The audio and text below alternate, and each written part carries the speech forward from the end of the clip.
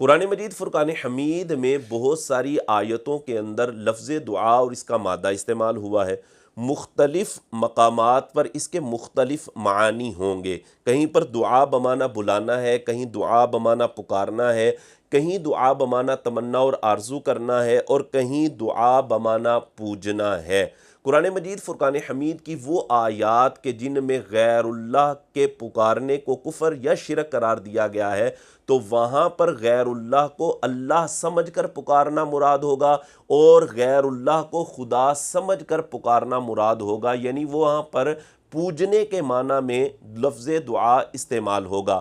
ہمارے بہت سارے لوگ اس کو مطلقاً لیتے ہیں اور کہتے ہیں جی غیر اللہ کو پکارنا کفر اور شرک ہوتا ہے، لہٰذا غیر اللہ کو تم نہیں پکار سکتے۔ آپ نے بھی بہت ساری جگہوں پر دیکھا ہوگا کہ جیسے لکھا ہوتا ہے یا اللہ اور یا رسول اللہ، تو جہاں پر یا رسول اللہ لکھا ہوتا ہے تو بعض لوگ کہتے ہیں جی یا کو مٹا دو، غیر اللہ کو پکارنا کفر اور شرک ہوتا ہے۔ اور اس طرح کی قرآن مجید فرقان حمید کی آیات وہ پیش کرتے ہیں جس میں اللہ رب العزت نے جیسے یہ ارشاد فرمایا ہے کہ ان الذین تدعون من دون اللہ، بے شک وہ لوگ کہ جن کو تم اللہ کے سوا پکارتے ہو، عباد امثالکم، وہ تمہارے جیسے ہی بندے ہیں۔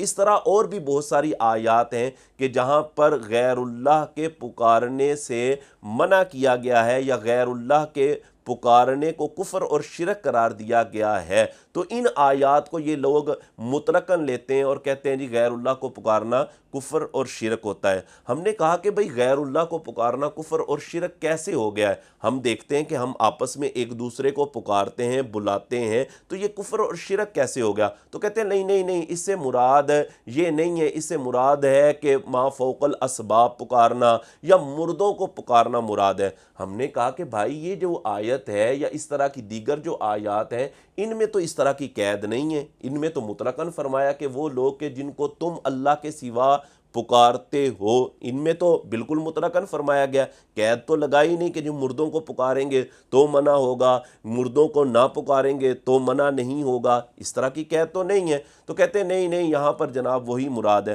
ہم نے کہا بھائی اگر آپ یہ کہتے ہیں کہ یہاں پر مردوں کو پکارنا مراد ہے یا ان لوگوں کو پکارنا مراد ہے کہ جو سامنے موجود نہ ہو، تو ان کو اگر پکاریں گے تو کفر و شرک ہو جائے گا۔ ہم نے کہا بھائی ہم آپ کو بہت ساری ایسی احادیث دکھا دیتے ہیں اور بہت ساری آیات دکھا دیتے ہیں کہ جہاں پر ہم غیر اللہ کو پکارتے ہیں اور ایسی ہستیوں کو پکارتے ہیں کہ جو دنیا سے چلی گئی ہیں۔ جیسے اب جب ہم تشہد پڑھتے ہیں، تحیات بیٹھتے ہیں، تو ہم کیا پڑھتے ہیں؟ ہم پڑھتے ہیں جناب السلام علیکہ ایہا النبی، اے نبی آپ پر سلام ہو۔ تو یہاں پر ایہا النبی، یہاں پر ہم نبی کریم علیہ السلام کو پکار رہے ہیں، حالانکہ حضور علیہ السلام تو پردہ فرما چکے ہیں، حضور علیہ السلام وصال فرما چکے ہیں، اور یہ نماز میں ہم پکار رہے ہیں۔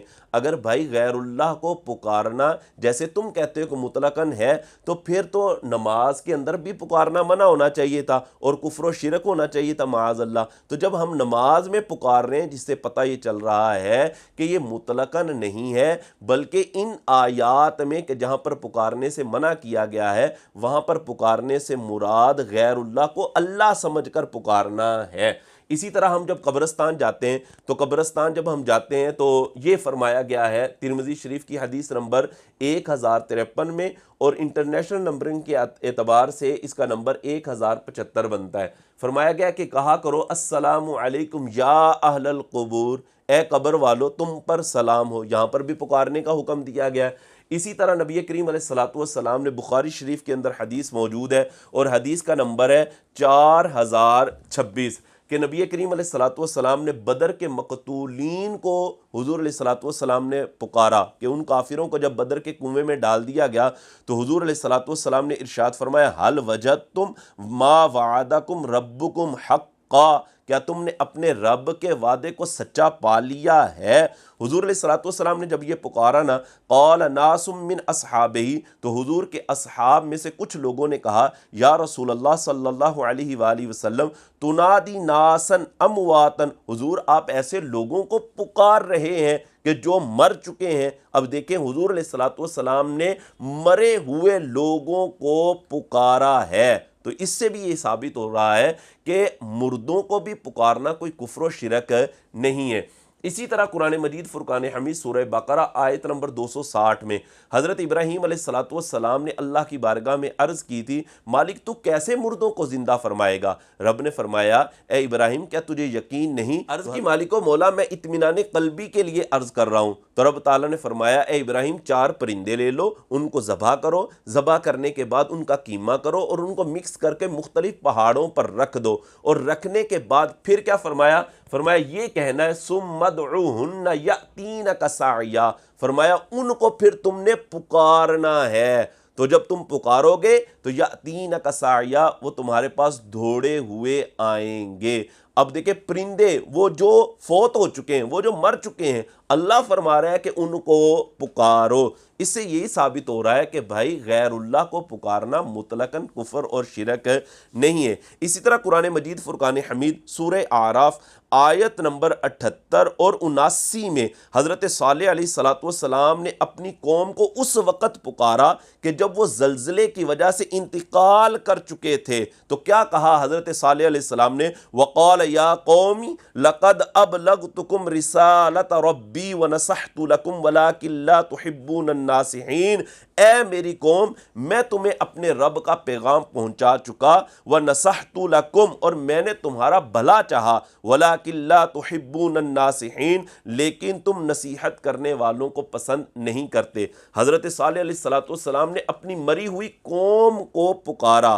اسی طرح حضرت شعیب علیہ السلام نے بھی اپنی قوم کو اس وقت پکارا کہ جب وہ مر چکی تھی۔ سورہ اعراف آیت نمبر 93 میں ان تمام حوالوں سے یہی پتہ چلتا ہے کہ غیر اللہ کو مطلقاً پکارنا کفر اور شرک نہیں ہے۔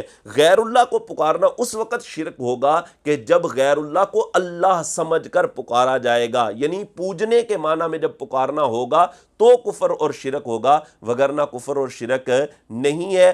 غیر اللہ کو اس نیت سے پکارنا کہ یہ اللہ کے بندے ہیں اور یہ سنتے ہیں، تو اس طرح پکارنا بالکل جائز ہے۔